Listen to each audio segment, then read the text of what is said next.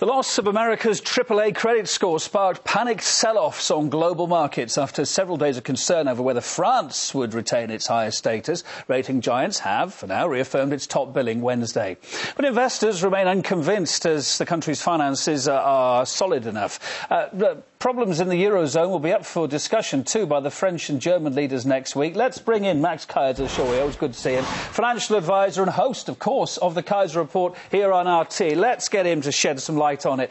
Evening, Max. So let's look at the French economy. You are from the inside. You're there in Paris now. Do you think it is headed for a downgrade? What's the picture?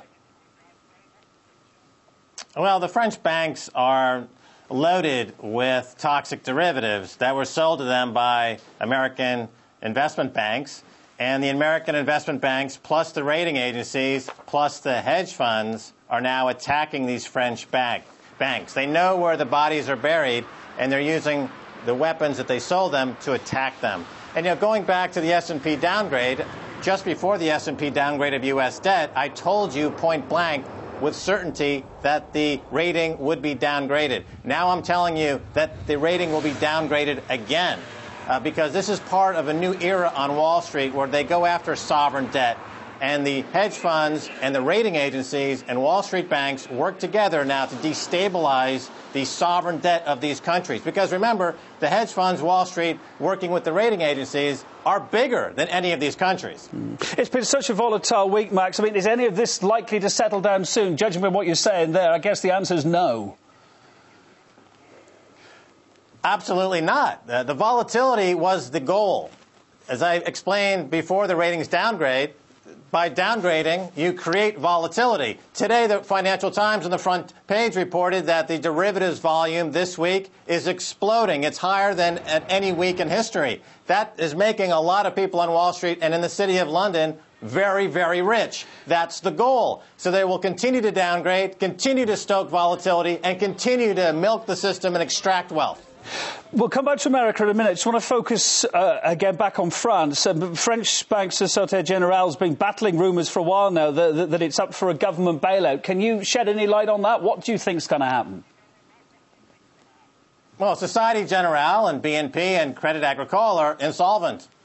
Their balance sheets are 6 to 10 times bigger in terms of the debt that they carry than they could possibly service. But it's carried on the shadow banking system. They don't report this debt, but the insiders around the world who wield the weapons of mass financial destruction know where the bodies are buried, and they're attacking them to force these unrealized debts onto their balance sheet, to force these companies into delinquency, into a foreclosure, because they're going to reap, again, billions of dollars attacking these banks. These banks are insolvent, Kevin. Société Générale is an insolvent institution. So is BNP. They can't possibly meet their credit demands. Absolutely not. It's a grim outlook no matter how you look at it. These austerity measures that are being forced on people in Europe and the US are inevitably, of course, going to hit the most vulnerable members of society, thinking in the US, Medicare, Medicaid. There are also fears, of course, these cuts could slow growth and bring about another wave, a double-dip recession, as you've been banging on about for a long time. Is there anything positive to come out of this approach, this austerity approach? Gold and silver. Gold making new all-time highs. But, Kevin, you have to understand, this is a war. This is the World War III. This is the new war using financial derivatives. And the objective is to preserve the speculative rates given to the Wall Street bankers of 0%. Ben Bernanke this week came out and said we're going to keep interest rates at 0 for another 2 years or indefinitely. That doesn't help workers. That doesn't help savers. That doesn't help society. That only helps speculators. That only helps the plunderers. And if you look at those riots in London, all those plunderers on the street were doing is mimicking the plundering at Goldman Sachs and JP Morgan. I'm surprised Goldman Sachs is not down on the street trying to recruit these kids to work at Goldman Sachs and JP Morgan. They're excellent plunderers. Why don't they work on Wall Street? They've proven themselves. Let's give them a job. Back to that Fed announcement. Again, are you at all surprised that the PR wasn't any better, that it was so downbeat? Which announcement is this, Kevin? The announcement earlier on in the week. Ben Bernanke seemed really quite downbeat about the future of the economy. Did you think he'd be upping it more as PR, if nothing else? No, Kevin, you have to understand that Bernanke's job is to be down in the mouth and say that he must keep interest rates low.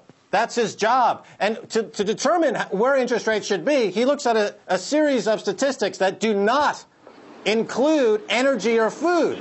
So he does not see inflation.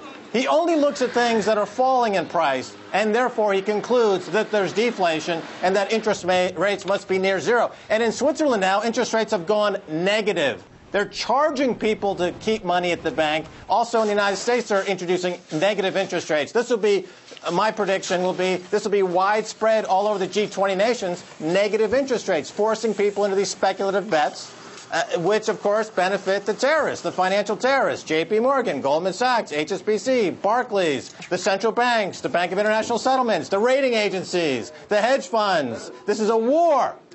Max Keiser, thank you. A grim picture you paint, as ever. Financial advisor and host, of course, of the Keiser Report. That is on air as well here on RT. Don't forget, keep up to date with all the latest from Max.